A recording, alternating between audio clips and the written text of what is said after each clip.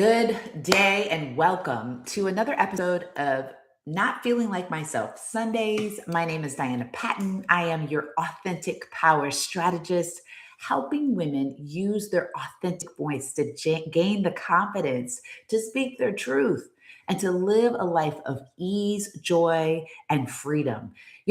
This primarily is for corporate women, but women all over the world are experiencing this feeling like something is not right.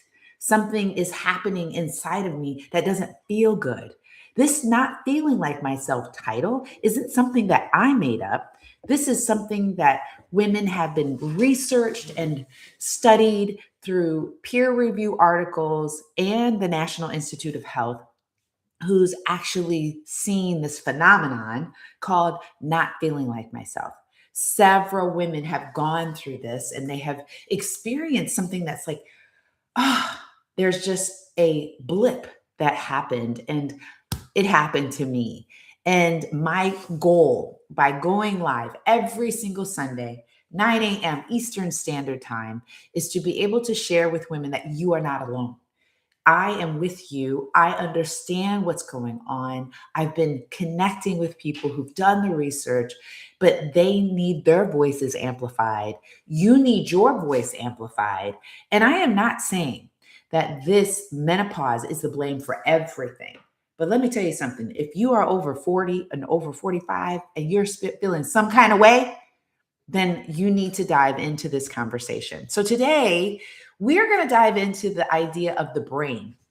See, because so many women, let me get my background here, because my This Yogi's Journey book was lopsided. And let me go ahead and put my inspiration in my shoes book up here in the background in case y'all want to see that. Okay, so the book that we are going to be talking about today is The Menopause Brain by Dr. Lisa Mosconi. Okay, the reason Dr. Lisa Mosconi's work needs to be amplified is because she's done the research. So let me paint the scenario for you. For those of you who are just chiming in, I want to share my story that in 2020, when I started experiencing issues with not feeling like myself, I woke up, my throat felt like it was like had a little knot in it. I was shaking like this, kind of this little tremor. I was feeling like I wanted to jump outside of my body. I had a hard time waking up. I really felt like there were voices inside of my head, and I just felt like I couldn't put sentences together. I couldn't make a decision. I was just really feeling overwhelmed. And I thought it was menopause. And it's 2020, you don't know. For those of you, I mean, you're about my age. I'm 58 years old. If you are younger or older, you experience 2020 in your kind of way. But I talked to my gynecologist, and my gynecologist basically told me people blame depression and anxiety on menopause. It's likely you're depressed, Diana. What makes you think that you can't be depressed?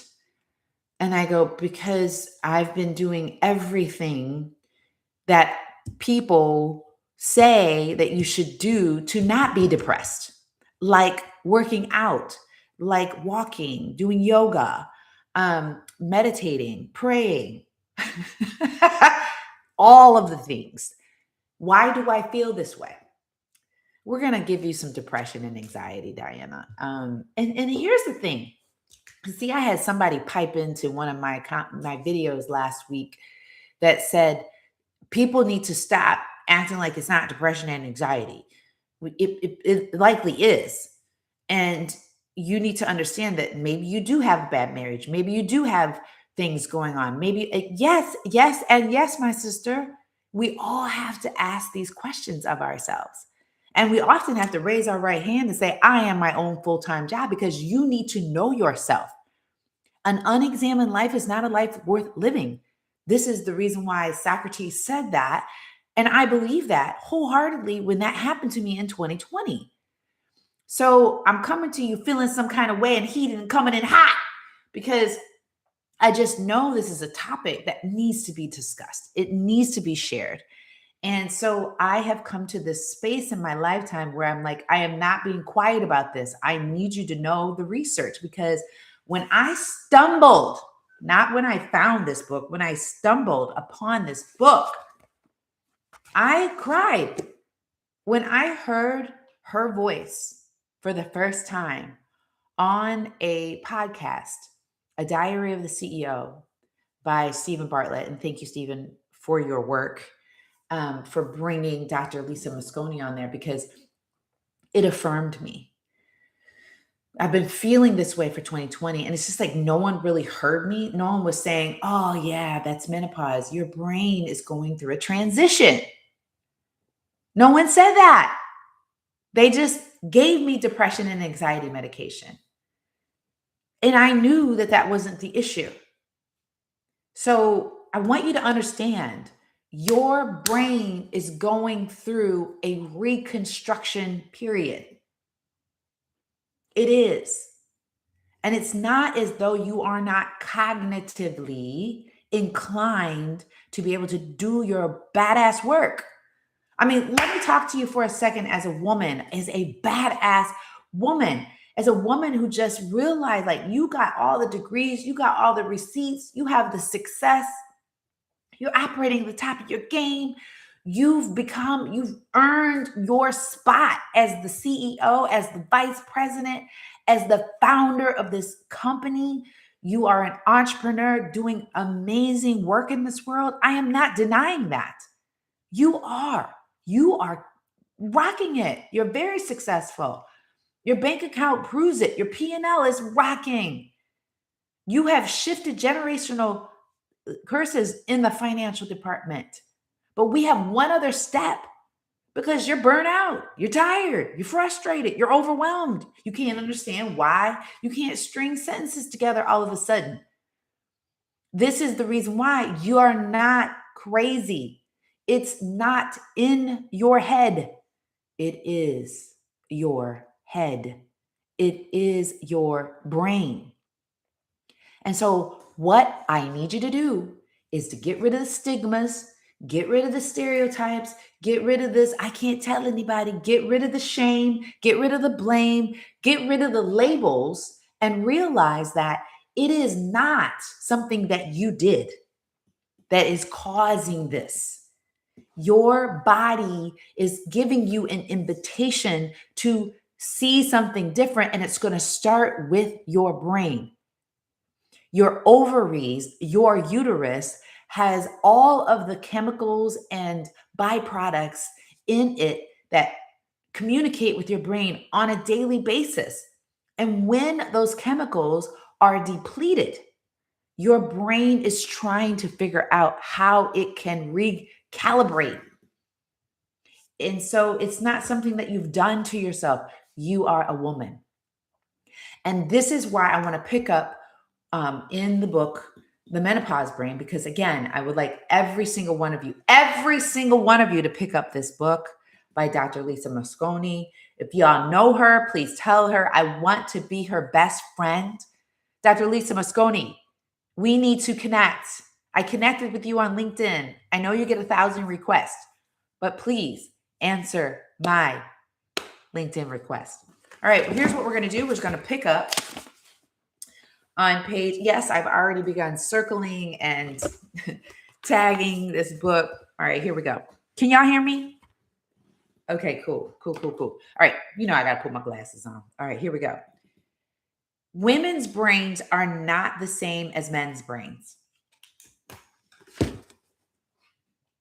For all of you out here operating women's ERGs, employee resource groups, there's a reason why you need to have that.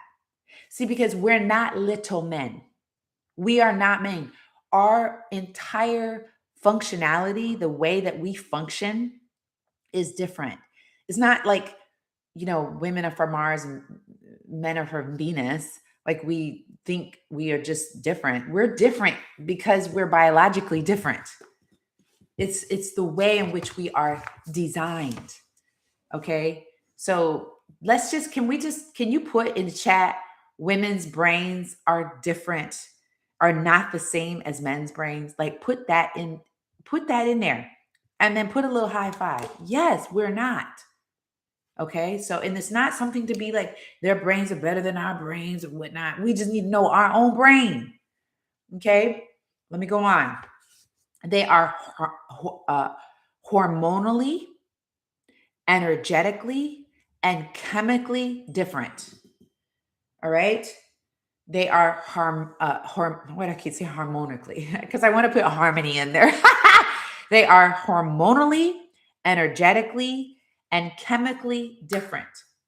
While these differences have no deterministic effect on intelligence or behavior and should never be used to reinforce gender stereotypes, they are crucial to supporting brain health, especially after menopause.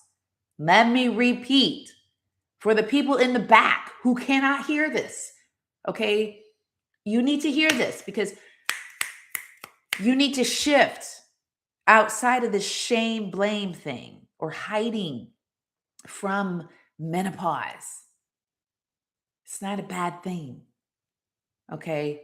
We are hormonally, energetically, and chemically different. Full stop. All right. So let me get into some of the things that she said that actually happen to women around this age. Okay. From some statistics most people aren't familiar with, women are twice as likely as men to be diagnosed with anxiety disorder or depression. That was my case. Listen, twice as likely to be diagnosed with anxiety disorder or depression. Twice as likely to develop Alzheimer's disease. 3 times more likely to develop an autoimmune disorder, including those that attack the brain, such as multiple sclerosis. 4 times more likely to suffer from headaches and migraines, more likely to develop brain tumors such as meningiomas. I didn't pronounce that right. meningiomas. For those of you in the audience who are very intelligent, you're screaming it out to me. I can't hear you. And more likely to be killed by a stroke, right? So I want to continue reading because it's just so good. A woman in her 50s is twice as likely to develop anxiety, depression, and even dementia in the course of her lifetime as she is to develop breast cancer. Breast cancer has become a great researched thing, and it's got a lot of great attention due to the magnification, marketing. Here we go. Marketing. We need to put the same behind menopause, right? Because we need to understand the research. So, what I want to share with you is I want to go on and talk a little bit more about our brains. And I want to share this little tidbit. Women are more likely than men to be told their pain is psychosomatic, hypochondriacal, or stress related. So when this happened to me in 2020, when my gynecologist told me, she said, "Well, Diana, what makes you immune to think that you couldn't have depression and anxiety? I mean, you are operating in DEI, you are a Black woman, and you have, all these things going on. What makes you think you couldn't?" Like, it's like I'm hypochondrial. And by the way, for those of you who've been following me, and by the way, we're not sponsored by Starbucks, but I would like to. So I'm going to go ahead and show this right here. Black coffee. Hypochondrial, which, by the way, is a root hysterical, right? Hysterical, hyper hysterical. Hysterical means uterus in Greek. It's the Greek word for hysterical. So when you have a hysterectomy, that means your uterus is being removed.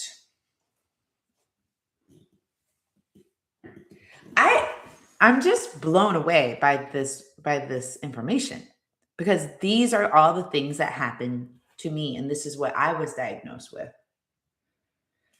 So while it sounds like the 19th century, it's happening now, right now, to you and to me, culminating in a prescription for antidepressants or psychotherapy rather than targeted care. Right? You might say, well, what targeted care? Tell me what the targeted care is. Well, we could at least start with hormone replacement therapy, but that's not the topic of this conversation today. The topic of this conversation today is to talk about your brain. So, when brains are looked at under scans, you will see, and we're going to put a picture of that in, or link to that in our show notes. You will see that there's red inside of the brain of a premenopausal woman. The red highlights energy and firing, blood flow, right? And then as that woman moves to postmenopause and perimenopause, that red decreases and the blue increases, and the body is just like, trying to function. That is something that is happening to women all the time. And there's no correlation to the fact that this is a menopausal issue affecting women, because people don't want to believe that their behavior and their cognitive function is decreasing, which it's not. You're just operating with 30% less brain functioning. 30%. That is an alarm. Sound the alarm. We need to talk more about this. And so that's the reason why you're burnout. So when I read the McKinsey research that came out in 2025, talking about women and the reasons why they're burnt out, there was no conversation around menopause. I mean, they have a separate health study. McKinsey has a separate health study talking about women and health, but no way do they actually correlate the two to the point a woman's ability to lead. And research, because they are probably saying, but they don't mention this, and they need to, is that cognitively, yes, we are able to function and do great things, but dang it, don't you understand that menopause is causing us to feel some kind of way? Oh my gosh, it's embarrassing actually to think about that we're not even talking about that. So that is a huge factor that I want you to recognize, right? So women's brain health remains, as we know, one of the most under-researched, undiagnosed, and underrated fields of medicine. Under-researched, underdiagnosed, and undertreated fields of medicine. Not to mention underfunded. We already know this. Thanks to the work of Maria Shriver, who has been leading a lot of work with women and women's health. She, of course, submitted a proposal to have this funded, to have this research. And, unfortunately, we haven't been seeing this in the government because of several reasons. But this is something that we need to talk about. So what I want us to do, and the reason why I'm going live today, obviously, because I want to share this research and I want to talk about it. I want to scream it to the mountaintops to share. We've got to be people who are going to talk about this, right? And so I'm going to put those stats in the show notes so that you can be a person that can share this video. It's so critical for you to share this video. It's important for you to share it on your timeline. I'm going to be putting quotes out here for you to be able to share with people, for people that are going through this alone. It's a very lonely process, And so it's important for us to be able to share this. So so I want to share this piece, and I could just read this whole chapter. It's like book time. But the glaring neglect of menopausal women in scientific studies is further exacerbated by the insufficient inclusion of women of color. Individuals from diverse socioeconomic backgrounds and those with differing gender identities, among other important factors. So, the lack of this representation is detrimental to us all. So, when you think about a woman who's going through this process, who doesn't have a lot of these abilities and access, they too are experiencing much steeper decline, right? Much steeper decline. And so I really want all of us to really take this to heart, for us to be able to learn this research, and for you to be able to be a person who magnifies and allies with me, allies with Dr. Lisa Mosconi, and there are several other scholars out here who are talking about the research. We have to be the people who can go out here and talk about it. Not to say, and for those of you who don't know, I am a former civil rights attorney. I really try to do my best in breaking down barriers for people to be able to stand in their truth and to be able to do the work that they have been assigned to do on this earth. Let's not get it twisted. I completely and clearly understand that you are here for a very specific purpose on this earth at this particular time, on mission and on purpose. When you align with your purpose and you make yourself your full time job, which I tell people all the time, I am my own full time job. You are your own full time job. When you learn that you are your own full time job, you start to lean more deeply in ways in which you can use your voice, your authenticity, your story, your lived experiences, and everything about you to shine your light. But you've been taught through the Industrial Revolution that you have to stay in line, be quiet, shrink, act like you're not emotional, take all of the things that made you, put it in the back seat, don't bring it to work, show up, be a robot. No, that's the Industrial Revolution. Should never have been a revolution. We are women.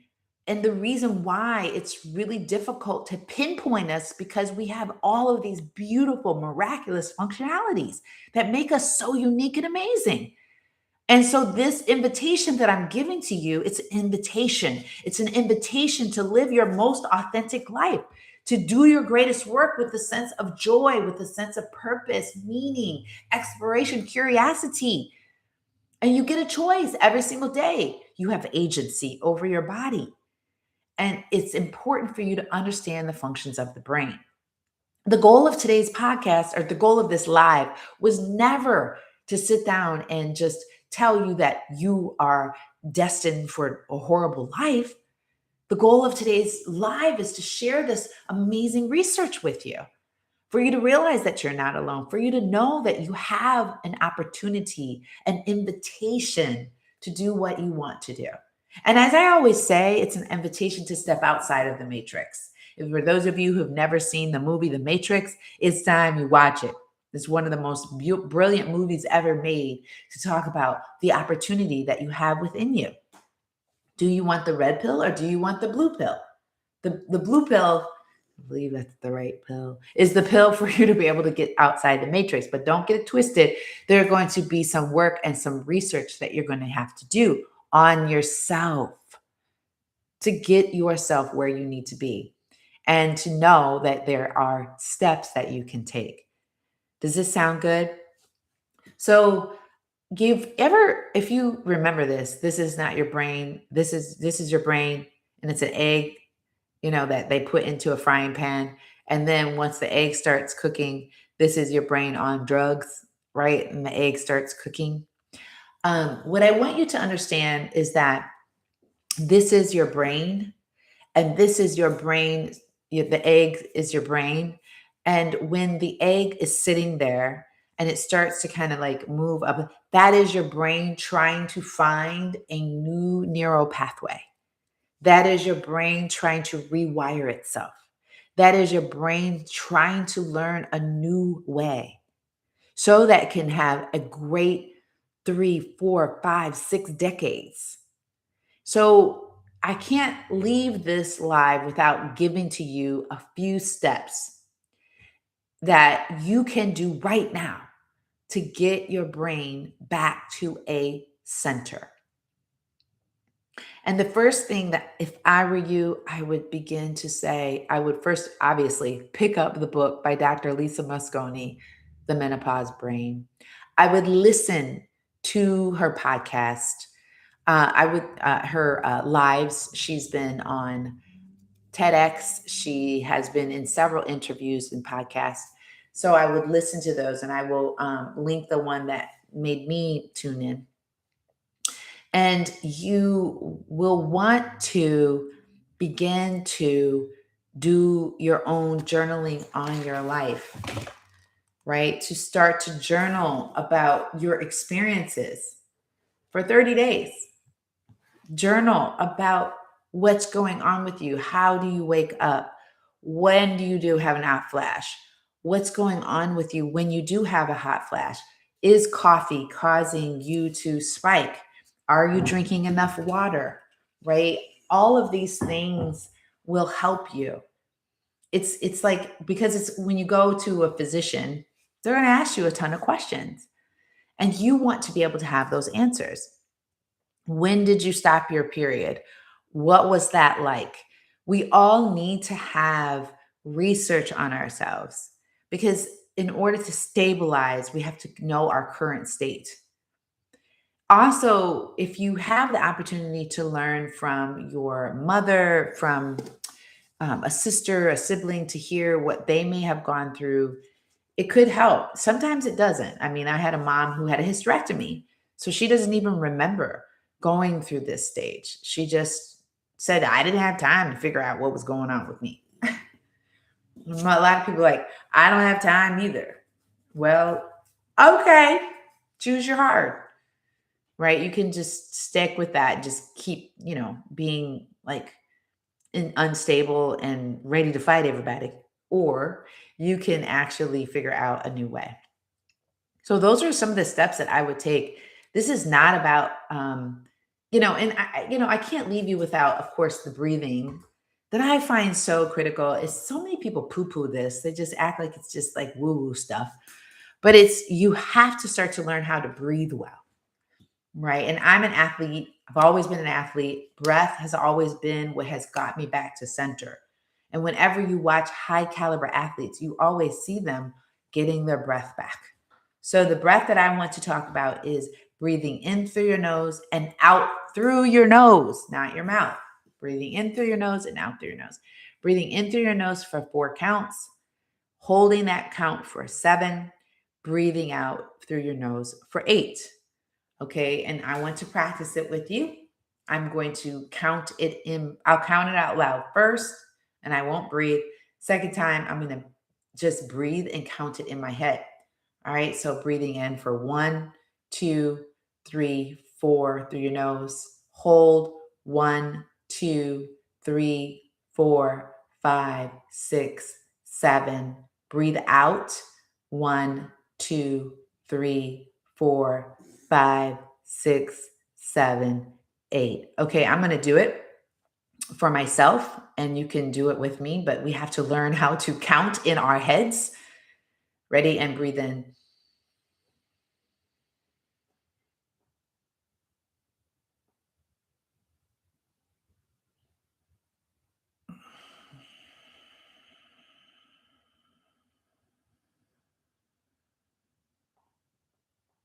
So the way that I'm doing it is I've always been the person that uses my hands to count. So I'm sitting here going 1, 2, 3, 4, 5, 6, 7. Right? So you have to do that.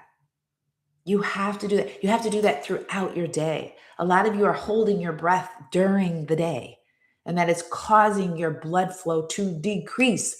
Just by doing that breathing exercise, I've increased the redness in my brain to allow for better blood flow. So, my sister friend, I'm begging you, I'm pleading with you to begin to make yourself your full time job, to understand your brain during this time. This is science. This is not in your head. This is your head. And when you learn this research and you understand yourself at the cellular level, there's no stopping you. You will build such a deep sense of confidence. You will know how to navigate difficult times. You will know how to take hard things and make strategies to make it with ease. I just don't believe in the hustle culture. I don't believe that you were designed for demise. I believe you were designed at this particular point in your life to feel a new way, to understand a new path, to believe in a new thing. Everything is new.